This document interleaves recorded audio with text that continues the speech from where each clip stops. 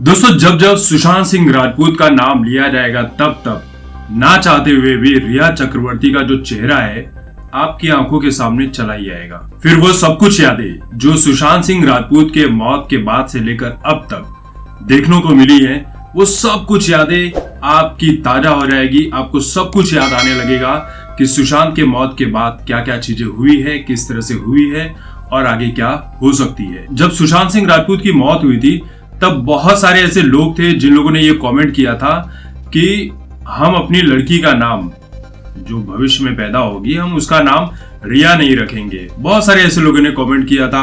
बहुत सारे लोगों ने ये भी कमेंट किया था कि जिस लड़की का नाम रिया होगा उसके साथ तो दोस्ती भी नहीं करनी चाहिए। लेकिन दोस्तों ऐसा नहीं है, हर इंसान एक जैसा नहीं होता है।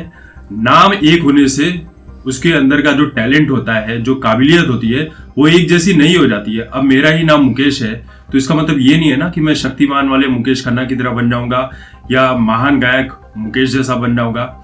मेरी क्वालिटी अलग है, उन सभी की क्वालिटी अलग है। तो ठीक ऐसी बात रिया चक्रवर्ती के बारे में भी है।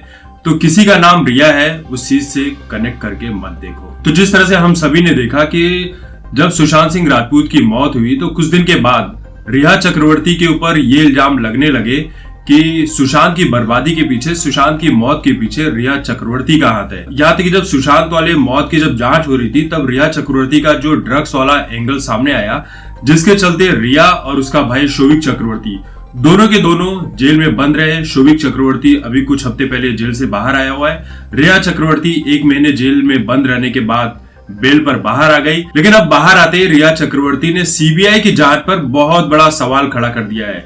रिया चक्रवर्ती का यह कहना है कि सुशांत सिंह राजपूत की मौत को इतने महीने हो गए लेकिन अब तक सीबीआई इस केस में क्या कर रही है वो कुछ पता ही नहीं है।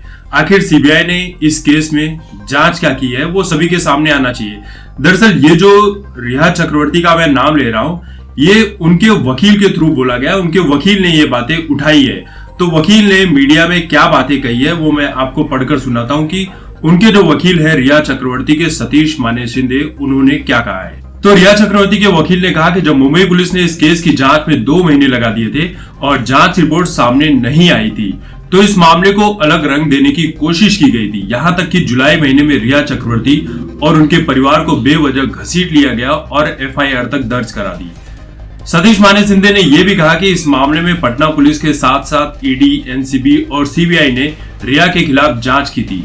माने शिंदे ने यह भी कहा कि एनसीबी ने रिया चक्रवर्ती को झूठे केस में बिना सबूत के गिरफ्तार कर लिया था और जमानत मिलने के 1 महीने के बाद तक उन्हें कस्टडी में रखा था। सतीश माने शिंदे ने सीबीआई पर निशाना साधते हुए यह भी कहा कि चाहे परिस्थितियां कुछ भी रहे, सीबीआई को 4 महीने की जांच के बाद अब नतीजों के साथ सामने आना ही चाहिए। दोस्तों सतीश माने शिंदे का ये बयान उस वक्त आया जब महाराष्ट्र के गृह मंत्री अनिल देशमुख जी ने भी यही सवाल उठाया था कि सुशांत की मौत के बाद अब तक 5 महीने हो चुके हैं कि सुशांत की मौत की जो जांच कर रही थी सीबीआई, वो अब तक कुछ कर ही नहीं सकती। सीबीआई की जांच के ऊपर अनिल देशमुख ने भी सवाल खड़ा किया था कि अब बहुत हो गया, सीबीआई को सुशांत सिंह राजपूत के केस में ये बता देना चाहिए कि सुशांत सिंह राजपूत ने आत्महत्या की थी या उनकी हत्या की गई थी।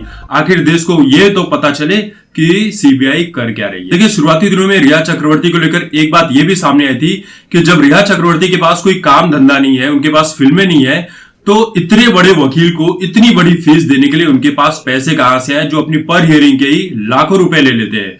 यहां पर मैं उनका अमाउंट डिस्कस नहीं कर सकता क्योंकि उन्होंने खुद भी कहा था कि मैं किससे क्या पैसे ले रहा हूं वो मैं किसी को क्यों बताऊं। ये जो रिया चक्रवर्ती की फीस वाली जो बात है ये सवाल बनकर रहेगी है। ठीक उसी तरह से जिस तरह से सुशांत सिंह राजपूत की मौत पूरी दुनिया के सामने एक सवाल बनकर रह गई है कि सुशांत सिंह राजपूत वाले मामले में हुआ क्या था। तो दोस्तों इस वीडियो को लेकर आपकी जो भी राय है कमेंट करके जरूर बताएं। तब तक देखते रहिए आपकी बात मुकेश के साथ। धन्यवाद।